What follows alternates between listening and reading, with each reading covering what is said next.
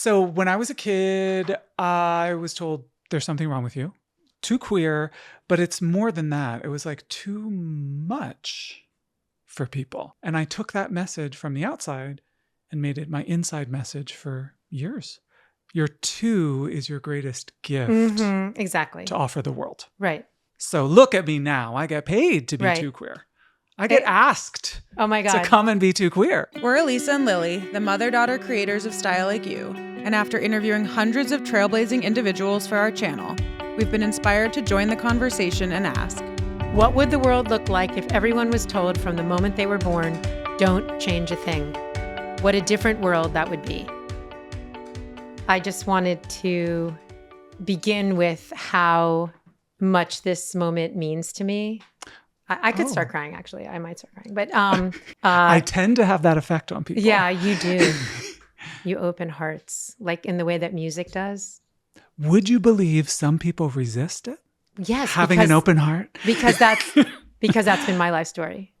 I'm guessing we have a lot in common. We have so much in common, and I've noticed it for years. And even when I was dreaming of this podcast, you were the example of the kind of person that I wanted to have this conversation. You know, you were emblematic of this show, Don't Change a Thing, which essentially means like which we'll get into, like what if we were all told at birth to not change a thing about us, which, yeah. So at birth, I mean, so almost everyone I encounter in the work I do was told at some point there is something wrong with you. Right? Sorry. No, Am I moving forward in the agenda when I ought not to? Keep going. Okay. Because I'm just so excited about this subject. What would happen if none of us learned that there is something wrong with us? Exactly. What kind of world would we have? What would be different? Yeah. Exactly. Which we're going to get really deeply into. Let's talk about it. We're going to get really into that. But every time you speak, my heart is just breaks open. I feel like I'm going to cry. Your blue eyes, you're not a burden. You're not a burden. Or anything that you choose to do or say. But you have been so instrumental in my healing process. And what I'm so fascinated with and what I love so much about life is just that you and I can be so different and not have such similar experiences. And yet there's a lot that brings us together. There's a lot that brings us together. So there are two things you make me think of. Number one, most people are magnetized, I think, to what I do because they can tell I've had a lot of pain. And they can also tell that I have a lot of joy. And they start to think, how did you do that? Could I do that? Something like that. But also you make me think, exactly. I'm going to tell a secret. I hope it's all right. About 30% of my followers, if you look into the demographics, are conservatives. There is something about the authenticity, something about the pain, something about truly being yourself that magnetizes people from all kinds of walks of life. Right. Of course, because it's the truth, because it's the core. It's a power that is so like infinite and everybody wants that. Indeed. Yeah. And I also you make me think of, I get these emails saying, I hate LGBTQ people, but you're all right, Jeffrey. There's just something about that vulnerability that makes people just smell the truth on someone. And they see a human being. They don't see a right-wing caricature. They don't see the facade that was built up to cover the vulnerability. Sure. And as you know, it takes work to take down the facade, doesn't it? And to feel comfortable in that deep, deep well of excruciating vulnerability, which is really hard, but really brave. Yeah. So Lily, this is the first time that we've done the podcast without the two of us because she's sick. It's also, I get you all to myself. Yeah, there's something sort of mysterious about it, but I'm utterly thrilled to have you all to myself.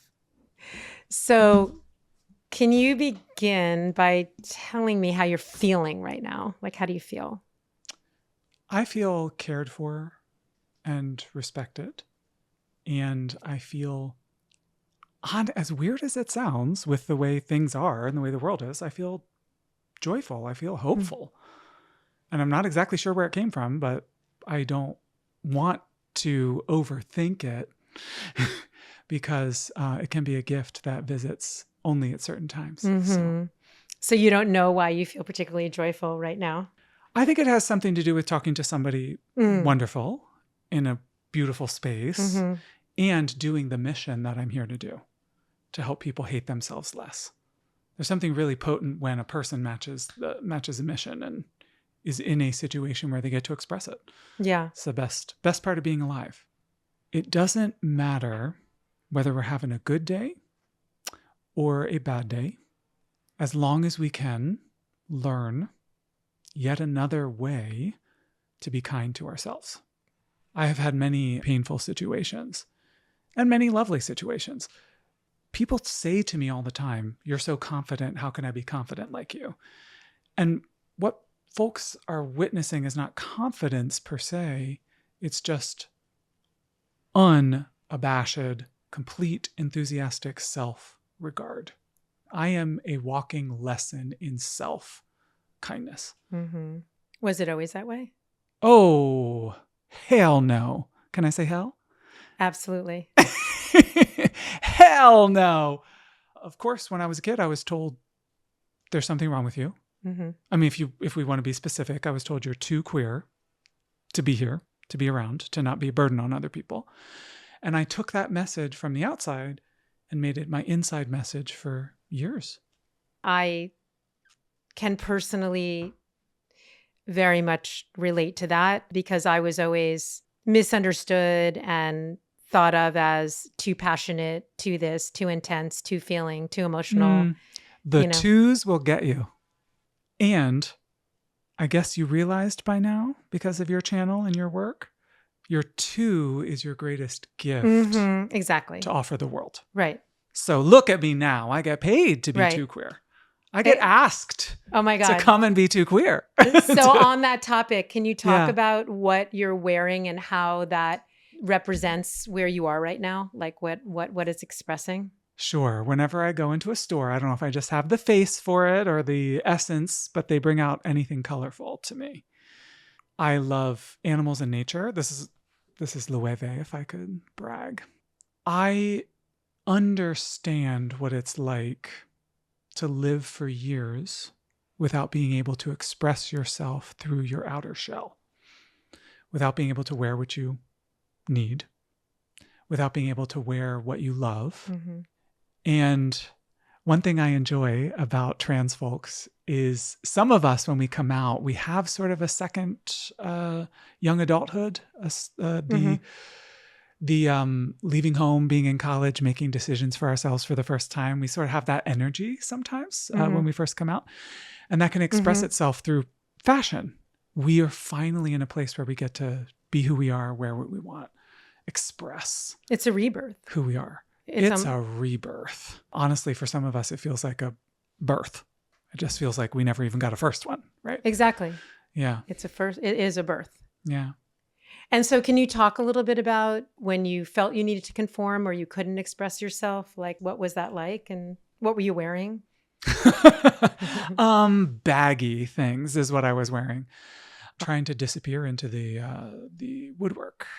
I grew up on a farm in Pennsylvania. And in my high school, you could only do two things.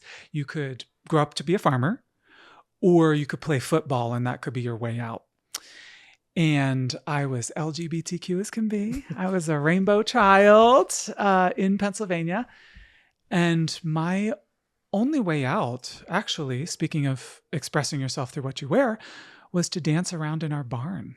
I literally snatched outfits, gloves, dresses, took them from my sister. I remember the day my mom came into the living room and said, "My shoes are all stretched out. I don't understand what's happening."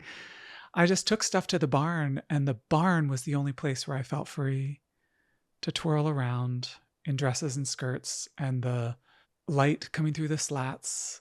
And I guess talking about it now, it's a queer metaphor. We create our own safe space sometimes, and we become a patchwork quilt of freedom as we progress. And I would think anybody, whether they're LGBTQ or not, could relate. Right. Like, you know, having to find a way to some kind of sense of self and freedom. You have to find a way. Forced transcendence. Yeah, we have to find a way. I mean, literally, I wouldn't be here if I hadn't have found a way. So there's that level. But also the skills, my goodness, the skills we all learn in eventually parenting ourselves the way that we needed to be parented the first time. And so what was the thing that you felt shame around, that you felt was not right about you? How was that expressed to you? And then can you take us on like your healing on the journey? Like, oh, yes. Yeah. Okay. So when I was a kid, I was told too queer, but it's more than that. It was like too much for people. And I realized later through the movement and through people coming out and me honestly reading stories on tumblr.com that I was non-binary. And what I really was experiencing was I just have a wheelbarrow full of gender expression. And it is way too much for some people. The way that manifested, the way that I experienced it when I was a kid would be obviously bullying, physical violence, withholding affection, you know, all the things that you could name. But also, I didn't realize it until later. I was extremely powerful as well. At, 9, 10 years old, I could come into a room and stop every adult cold. Whatever they were talking about, it was like, ooh, the record scratch, right? There was this immense power in the authenticity that I didn't have enough talent to squelch. Oh, I tried. Oh, I thought I had to. But literally, I was not powerful enough to stop this. And so it really was a journey my entire life, going to a Buddhist monastery, learning to... When was that? When did you... Oh gosh, I've been studying Zen for about 25 years now. So when I was in my early 20s, I went to a Buddhist monastery, went on retreat, and then I had spent years and years studying with that monastery. And that was a process. I had said at one point, oh, I'm here to be so Zen. I'm here to be less Jeffrey. I'm just going to be a blank slate. And this monk looked me in the eye and said, are you sure you're not here to be more Jeffrey? And that kind of acceptance of queerness within literally facing yourself, looking at a blank wall, was just like a key in a lock for me. And that was part of the journey and part of the process of becoming more Jeffrey, letting that expression be free, not trying to put some sort of metaphorical cinder block over who Jeffrey is. In younger years when you were struggling, was there the cover up and everything, like with clothing and your behavior and trying to get the love or trying to figure it out? I had a girlfriend in middle school. We went to dinner theater. We saw Godspell is what we saw. I love that show. And dessert at the dinner theater was blueberry pie. And she had a lot of gumption. She took me out to the parking lot. And next to the dumpster in the parking lot, she made out with me. And there was blueberry pie in her braces. And to this day, I can't have blueberry pie. Oh, wow. What did you feel in that moment? Do you remember? I felt kind of grossed out. No offense, Becca, wherever you are on the internet. It wasn't you. It was me. Mostly I felt like I had to live a lie. And if you want to know what the true life lesson is, it's that when people are forced to live a lie, it hurts everyone around them, including themselves. And yeah, when I was at the height of hating myself, I certainly tried not to, but that would come out in certain ways to be unkind to others. Yeah. Sure. How would that come out exactly? And then how did you find the Zen? Without being a person who's in a position of power, which I was not. I came from a poor family and obviously very LGBTQ. I internalized. So my number one go-to, absolutely above all, was to hate myself. And to try to hate myself into being a more likable person. Which doesn't actually logically hold together, but I was very into it. Hate yourself into being the perfect person so everyone likes you. So people pleasing and... Sure. people pleasing, but also hollowing myself out and sacrificing absolutely everything. Mm-hmm.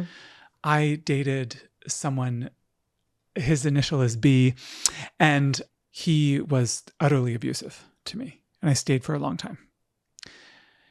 And my current husband is the opposite. We've been together 14 years. And the transition from one to the other was a transition of growing up and actually a transition of letting go. So he was incredibly abusive. And I didn't exactly give it back, but there were times, you know, you can only take so much. And there were times when I would be short or get angry, etc. back. Mm-hmm. Right? So very unhealthy dynamic. And when he broke up with me, it was very New York. We still lived together. But we have been broken up. This was when you were, when was this exactly? This was about 15, 16, 17 years ago. So you had left home already? Absolutely. Yeah. After college. Okay. And he broke up with me, but we were still living together. And I said, gee, I need to go on a little trip to the monastery. Went to the monastery, studied there. And that just came out of the blue, or you had already studied Buddhism? Or? I already had a relationship with them, so I knew I could go and visit if I needed, and then I needed. And when I came out a little while later, I realized I had bad taste in partners. Mm-hmm. And so I quite literally sat in meditation and I said, life, I'm going to go on OkCupid, and you're going to pick the person, not me. So I sat down and I journaled and I wrote out 10 things I want in a partner. And I literally said to life, anyone who has 8, they're getting 3 dates from me. Mm-hmm. 8 out of 10, they get 3 dates. Mm-hmm. Well, lo and behold, my current husband shows up and he's got 10 out of 10 on the list. And I don't like him very much because I was unconditionally loving. Right. You weren't used to that. No drama, no juice. No trauma bonding. No treating me like my dad treated me. Right. And I was in a pickle. I said, this person gets 3 dates, even though, I tried to push him away. Luckily enough, 3 dates was enough. And here we are 14 years later and married. And he's still unconditional love for me. What is the thing? The Zen Buddhism was the first thing. And how did that happen? And what did that do for you? So we could say that Zen Buddhism literally saved my life. I was in a bookstore in Philadelphia and I looked across the bookstore and saw a book. It was a spiritual bookstore, and I had grown up Christian. Mm-hmm. So the spiritual bookstore with like the dream catchers and crystals in it, right? It was off limits and it was kind of, naughty to be in there. But I was still magnetized to the place. And I went into this spiritual bookstore and I saw all the way across the bookstore a book called There Is Nothing Wrong With You. It was in this handwritten font right on the front of the book. And it was, they say in the industry, front facing. I know. Now I'm an author. Mm-hmm. It was front facing and it said, there's nothing wrong with you. And my brain starts going, oh, no. This is what's wrong with you. And this thing over here. And of course, this is wrong with you and this is wrong. But luckily for me, my brain's doing that. And my feet are doing boop, boop, boop, boop, boop, boop, boop over to that book. Pick it up, read it. In the back, this was years and years ago. So in the back, it was literally write us a letter if you want to get into contact with us. I did. I went on retreats, ended up having a relationship with that monastery for years. What did it change in you? What did you learn? What is the... Condense 2+ decades of Buddhism into one answer. We need to hear. I can do it because it was a silent order and it was a non-social order. So we would go and we wouldn't socialize. We wouldn't even look at each other. We wouldn't speak. So hold on. I mean, how were you feeling in that moment? The first time I'd ever been to the monastery. Big step. That's a big property. Of course, you have all this stuff. I often, in my workshops and the life coaching I do, I've referenced the voice inside your head. Yeah. In Western contexts, it would be called self-talk. But really, it's this karmic voice we set up before we knew we had a choice to set anything up to protect us. Uh-huh. And it's back that you're there. Not safe, that you're, all that stuff. Yeah. And also you're trash. Yeah. You're stupid. You're too much for people. Right. It's that voice. And isn't it shocking everyone has one? Okay. Anywho, that voice was inside my head saying, what did you get yourself into? You shouldn't have done this, right? So there was one time I was there and on a visit, and it was the night before I was leaving, and I was up at 3 a.m. and having very difficult thoughts that were very familiar to me about not being here anymore. Mm. And so that thing is going like, you need to get out of here. You shouldn't be here. You're worthless. Meaning like you shouldn't be on the planet in life anymore? Meaning suicidal ideation, Okay. yes. Yeah. So this thing is going a mile a minute. And I step out onto the porch. We lived in these little huts called hermitages on the property, alone. You live inside a little hut. And I step out onto the porch of the little hut, and I can see through the trees these beautiful stars that are crystal clear. And I realize the meditation hall is open. Mm-hmm. So I walk through the woods to the meditation hall, and I sit facing a blank wall. This thing is going a mile a minute. And it was there at that monastery that for the first time in my life, I heard a different voice. It's a little quieter. It's a little more subtle. But there was something there. I love you. I'm here with you. It's okay. We'll do this together. And I knew then that finding, practicing, amplifying, worshiping, getting into, loving, celebrating that voice was what the path was. Do you think that voice is like, that's the voice that's not the conditioned voice? That's like the core. I would say it's life, the heart. Yeah. Yeah. And sometimes it Life doesn't force. even, sometimes it doesn't even speak as a voice, but that unconditional kindness. I hope it's obvious to everyone listening that we wouldn't seek it out unless we had already had an experience of it. What do you mean by that? I mean, the way that you know unconditional love exists is that you have a reference point for it somewhere in yourself. Right. Right. So building on that is probably job number one for everyone. Right. Right. Like knowing that like there is a voice inside everyone, of course, because you're here. That is that love, like that and joy and the natural state. I think most human beings wouldn't know, you just wouldn't know to seek it unless you had had an experience at some point. Yes. Sadly, for most of us, the experience gets sometimes literally beaten out of us, but either that or culturally beaten out of us. Yes. We learn to conform. We learn to be small. We learn to be perfect. We To learn find some way to be a lot of accepted. things. Sure. And that makes sense. Yeah. Most human beings are what they call socialized by about 7 or 8 years old. Mm-hmm. So when you're around that age, it makes sense to try to do everything you can to keep the roof over your head, the food, but also the love that your parents represent. Mm-hmm. The love, which is like the thing that everyone needs the most. It's what. Correct. And as you were hinting, a lot of parents are not good parents. Making that distinction. Yes. And they're unable to give even a shadow of, or a fake version of it. But many people, do get the fake version. And the rest of your life can be devoted to enjoying the real version. Yeah. So let's hear how your journey to that real version and to where you are now. I wouldn't want to give the impression that it's like a light switch. Right. It continues. I'll just give a tiny highlights example. Yeah. There was a time my partner would leave his socks on the floor. It made me so angry. And I realized the anger was because of the injustice. He would leave his socks on the floor and I had to pick it up. And that was unfair. And I realized this great wave of anger was tapping into how unfair my childhood was. That I was never seen.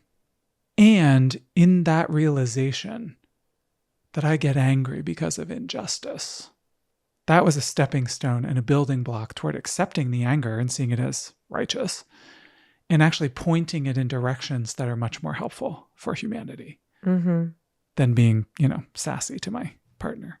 Right. So once you heard that voice, the love voice, like it gave you like a foundation to start to alchemize like the triggers, like that, the things that would normally just say, well, I'm angry at you. Instead of I'm angry at you, like, how can I? Sure. So I feel it does feel like magic sometimes. You use the word alchemize twice, and to me it's more like scrubbing a floor. Mm-hmm. Sometimes it's like you go from a dirty floor to a clean floor, Mm-hmm. and you know what happened in between. And alchemize is some sort of magical, mystical process. Mm-hmm. It has those elements, but as we've been talking about throughout, it's also hard work, laying the bricks, and learning to accept. Oh, how about this one? Learning sometimes to accept that you can't accept yourself. Mm. What I love about LGBTQ people in general, and maybe you can relate, is that we're often not treated very well, especially as young people.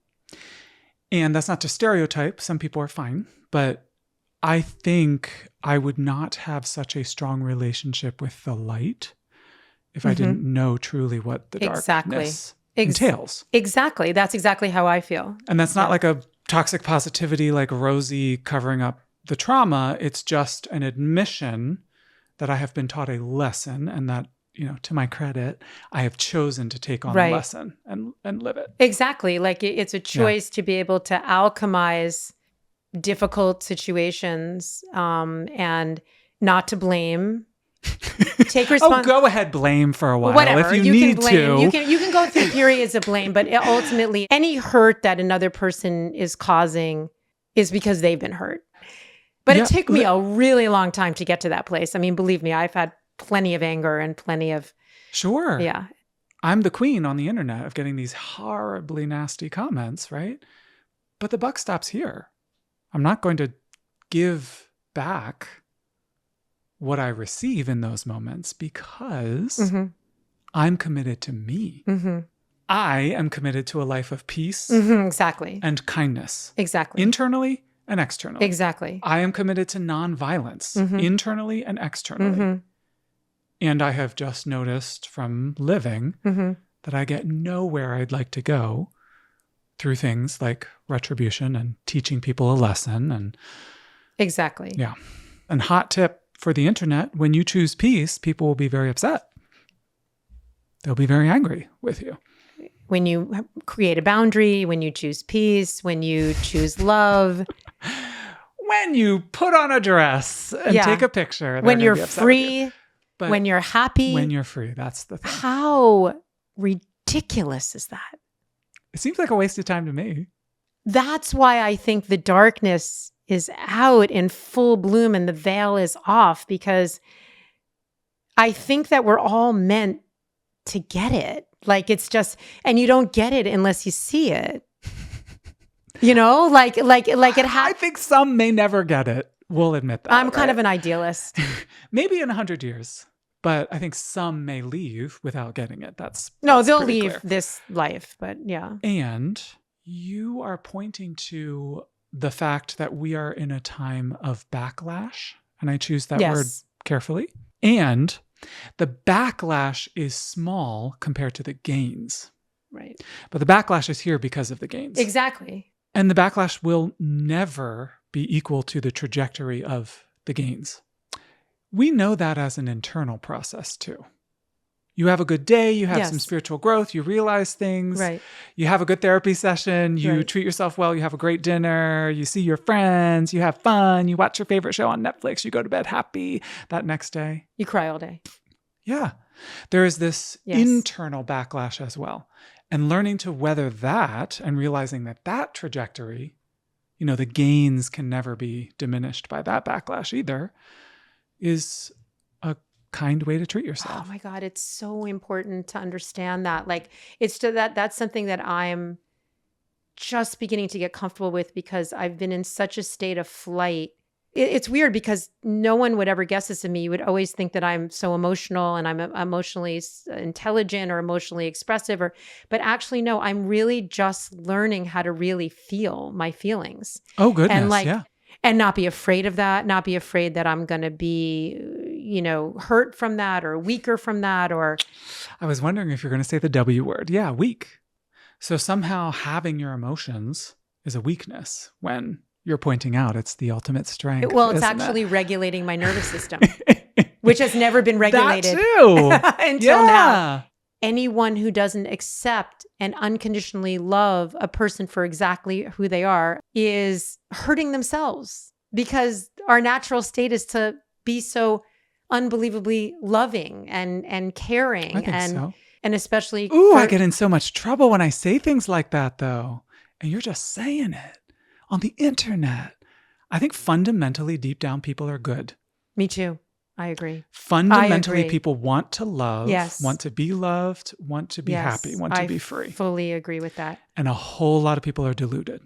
I know it. I don't even question it. I know it because I have found it in myself, like in the middle of all of my feeling not enough and feeling alone and feeling rejected. And despite all of it, I have so much love.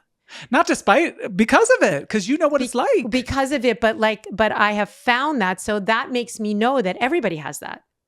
Okay, can I read you for filth for a second? Yeah. It's just a guess, but I'm guessing you are highly motivated almost entirely by wanting to help other people not have the experience you had when you were young. Yes. You want to create the world, create the space that you didn't get. Yes. Right? In my book, that be makes... seen, be heard. Sure. And feel safe. All of the above. Yeah. And in my book, that makes you a good human being. I think fundamentally everyone has that capacity. Yes, I agree. I agree with that. And they get very far from it. Yes. And don't know how to get back. Have to be right. They don't want to get back. They don't want to get back. It's number just one. Well, it's hard work. But number two, they don't know how, and they're scared of it. And yes. And so they see someone with a little bit or a lot of freedom who's done the work, and they would rather we not exist. Yeah. Well, I mean, the work is hard, to choose to heal yourself and to free yourself and find that love for yourself and for others underneath all of the pain and the trauma is a lot of work and hard. I want to give people some hope, though. Don't you want to give them some hope? Sometimes it's joyous. Sometimes you love it. It is the most fantastic. It's worth doing no matter how it feels. Absolutely the most liberating. Yeah. In the middle of it all is just exhilaration. Yeah. What are some of the remaining areas of shame or struggle? An area of struggle was in 2023, the police were at my home to look for a bomb because of what I wear and what I do on the internet. So 2023 was a huge year of, again, that backlash. Of course, I have a lovely community. I have a beautiful husband. I have all these supports. But it was sometimes quite dark that year because it seemed like the folks, honestly, who were there to love us and support us and be allies in the wider world were also afraid. All of us were afraid. And I know for a fact, people who made videos, kind videos about me also got death threats. Right? So some people are so thoroughly enthusiastic about their hatred that they will do lots of homework and be incredibly diligent in their hatred. And here we are in 2024. I'm feeling hope in part because of people like you, but also because of the realization that it is our power that most upsets them. Mm-hmm. That in a way, they are an emblem of how powerful the message is. Exactly. They want you that goes for any of the fights that we're in right now. Go away. Indeed. That goes for racial equality, abortion rights. Yes. That goes women's equality. Right. It goes for all the fights we're in right now. Yeah. Some folks want to destroy freedom across the board, rather than explore for a second how they might bring it to themselves. Right. And it would just be an unraveling of their entire existence and having to face who they really are. You just said it would be an unraveling of their entire existence. Good. That's what needs to happen. Great. And that's what needs to happen. That might be nice. And that's what's happening in the world. Yeah. I believe in kindness and I believe in love, and I'll keep preaching that. Yes. Despite quite a lot of danger. And underneath all of it is, I believe, and I know you do too, is just love, unity, acceptance, beauty. That's a fundamental truth. That's what's coming. Life. Ultimately. Oh, I mean, yes. Non-violence, no war. Anyway, I guess we're at that moment where I want to see what you have brought to change into that is The transformation. just another step into freedom, a freer, even Jeffrey. Great. Shall I go? Yes. Put it on? Yes. Wow. She's professional. They're here to work, to get down to business. Imprinted in my psyche, fashion-wise, is the 1980s secretary. So many of the women I admired were career women growing up. And that idea of being equal in the workplace and that fight has always been something I admired and found, very inspiring and brave even when I was a kid. So the idea of a pencil skirt or, a silk top, a professional top. But part of the reason for the switch is we were in the sky with the birds and now we're down on the earth, the plane, and elements of the earth and a grounded time. Why did you choose that? What are you trying to say with that? That too often, in order to fight hate, I got anxious. And I'm in a fruitful time in my life where no more, nunca más. It's not going to happen. We're going to stay here and we're going to stay grounded and we're going to stay where the light is, regardless of how big the fight seems. Does that make sense? Absolutely. Like you're good inside. Yeah. You don't have to run. I'm good. You don't have to escape. Yeah. That's major. Yeah. And I also don't have to fly for the benefit of others. What do you mean by that? I'll be totally honest. There are times when I have compensated for something with fashion, which is not a bad thing. You do whatever you need to do to survive and you wear whatever you want to wear as a human being. And I feel now we're in an era where the compensating won't be as necessary. That's very powerful. So you don't feel that you have to almost over express to be yourself. You can just be yourself. Yeah. Well, for example, when I was in my 20s, it's like going to a pride parade was like, oh, you hate gay people? Well, yeah. Right. Here comes all the gay in the world, right. And that's okay. We love all the gay in the world. Right. And I feel right now, personally, in this period of my life, there's a grounded sense, even more than before, of being at peace. And I think that the more at peace you are, the less you feel you have to compensate for these things outside of yourself. You can just be your life. You can just be your life. Yeah, exactly true. It's not easy being politicized. I don't think in my mind that wearing a dress is a political act, but here we are. It's 2024, and a lot of people think of that as politics and political. And it's truly an expression of my heart. And that transition has taken years for me. And this outfit number 2 is an expression of being on the ground. There's always an element of fashion, I think, that I love that is performative. So I would never want to suggest that that performative is a bad thing. No, not at all. It can be fun and exciting. Of course. And there's something about the expression. I'll tell you what it is. It's for me. Right. It's not a political act. It's just for you and it is you. And that's it. Period. Yes. And no one should have the nerve of anyone to think that they have the right to tell anyone what to wear is like the most absurd. It's like literally absurd. It's literally absurd. It's sure. It's insane. It's insanity. It's pure insanity. It's a form of hate. It's hate and it's violent and it's no one's business. Yeah. When do you feel the most beautiful? When I'm with good people and I can see my own good heart in them, AKA. That's you. The feeling is mutual. If it wasn't obvious. That's amazing. Yeah. We're mirrors.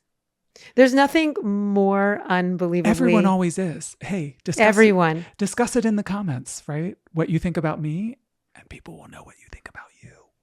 How do you deal with these comments and everything and all that you deal with? Like, how do you deal? You happen to know I have a beautiful assistant who checks the menchies for me. I've over the years learned to have distance, so that's number one, right? If somebody's doing a hateful comment, chances are I will not see it. And even if like a big name influencer or my TikTok was played on Fox News, et cetera, I don't find out about those things until later, if at all. So that's step number one, was a little distance. And Fox News was like? It was a show, and a gentleman named Tucker. Oh, God. Played the video as like, the internet is, evil and, yes. et cetera. So I learned to have some distance. That's step number one. Step number two is being so sure of yourself that even when those things leak through, as they might from time to time, that you're going to go home and have a burrito. It doesn't take you out. No. I don't have a frame of reference, honestly. The number one thing people say is, you're so brave. And I just don't have, I don't have another thought of how to live a life. You have no other way. You don't know any other way. Yeah. Yeah. God. What? You are brave. Well, that is true. My hope is that all of us can be. Mm-hmm. And yes. I think the way things are going, we're going to need to be. We're going to need to be. And we have each other. And we have each other to stay brave. Yeah. Yes. When do you feel the most joy? Ooh, I sing and play instruments, and that brings me a lot of joy. I've heard you. I play the ukulele. Yes. You've seen the videos? Yes. Yeah. I love them. I hope you see all my loving comments. I'm always like, I love you. I do. Good. What does self-acceptance mean to you? What doesn't it mean? And I'm not trying to be cheeky, turn the question around. But when everything can remind us of self-acceptance, that's a good spot. Can you give an example? Sure. Seeing someone's nasty comment. I'm in a place now where my first impulse is, I love you, Jeffrey. Right? Not even, their parents must not have been nice to them. Mm-hmm. They had a hard life to take it out on everyone else, right? Which is, compassion, fine. Mm-hmm. But the compassion's for me right away. Yeah. What does radical self-love mean to you? That one is great. And that's, I mentioned before, that's what people think is confidence. To me, the radical part is undermining everything you were taught. Self-kindness works great on a day when you do everything perfectly the way your parents taught you it should be perfect. Mm-hmm. Somebody can do love themselves on that day. What happens on the days when that's not the case? What does success mean to you? I'm living it. This is it. Radical self-acceptance is the true success. I'm lucky enough to, have done TV, I have books that have sold well, etc. And it's been an uphill fight because of who I am and how I look. Let's put it this way. Very few people have a neutral reaction to me. They really love me, or, it's way on the other end. And I think that's what you get when you're truly yourself. So having accomplished things and having not, I can see that the sum total, the thing at the top of the list, is radical self-acceptance. Right. What does forgiveness mean to you? Forgiveness is a trap too, I think, in that people spend years and years trying to forgive their parents, for example. Mm-hmm. And you may not be there yet. Mm. If forgiveness means condoning everything that a person did, no. If forgiveness means understanding where they came from, you're getting warmer. Mm-hmm. If forgiveness means your life is not every single centimeter, every single second about your mom. I think that's probably the best one. Should we call it letting go, maybe? Letting go. Forgiveness is letting go. Yeah. And forgiveness, to just get really poetic and Buddhist about it, who is forgiving whom? So forgiveness isn't something that you feel pressured or haunted by? I don't ever coach people into it or, hold it up as, it can be in self-care circles or, self-care guru circles. It can be like this goal. Yeah. You'll be free once you're able to forgive. And I don't see it that way at all. When are you free? When you can accept yourself wholly. What do you feel you're here to do? 2 things. Help people hate themselves less and forward LGBTQ acceptance. That's it. And they're often, very interrelated. Would you trade any of your experiences? I love myself wholly, and I generally just don't live with regrets, if that's partly what you're asking. I do feel very sad for, 24-year-old Jeffrey who had to go through a lot of BS. And so if I could take it away, I probably would, just out of a sense of compassion. We started talking, I've had a lot of pain. I've just had a hard life. And I'm very happy. Me too. Ain't it nice? Me too. Ain't that something? What would you tell do you want to say 24 or 12-year-old self? Like, what you pick? What would you tell them? It's so funny you say that, because in Take Your Own Advice, the latest book that I wrote, there are 3 letters. My 13-year-old self, my, adult self, and then myself today. But all across the board, it's, you're doing all right. People often, when they coach with me, they think they need to parent their inner child. But sometimes the inner child is the savior. I'd say 5 or 6-year-old Jeffrey remembers the fun, remembers what it was like to just be free and like running around and not having all the baggage and the trauma and the stuff that will come after. So in a way, my inner child saves me, has things to teach me. And so I probably would just write a letter saying, thank you for that. Well, thank you to the inner child for everything, because that child got you here. That is fucking powerful, I think. Thank you so much. This was You're so welcome. Beautiful and healing, and I had a lovely time. I hope you did. Thank you so much for watching this episode. We could not do any of this without you, and we're very, very, very grateful for all of your support. Please don't forget, if you have a chance, to subscribe to our YouTube channel, to comment if you feel so inspired, and to share the episode if you feel that anyone else would be uplifted by what you have just seen. And if you would like to hear even more of this conversation, you can find the extended version wherever you get your podcasts. Sending you all so much love.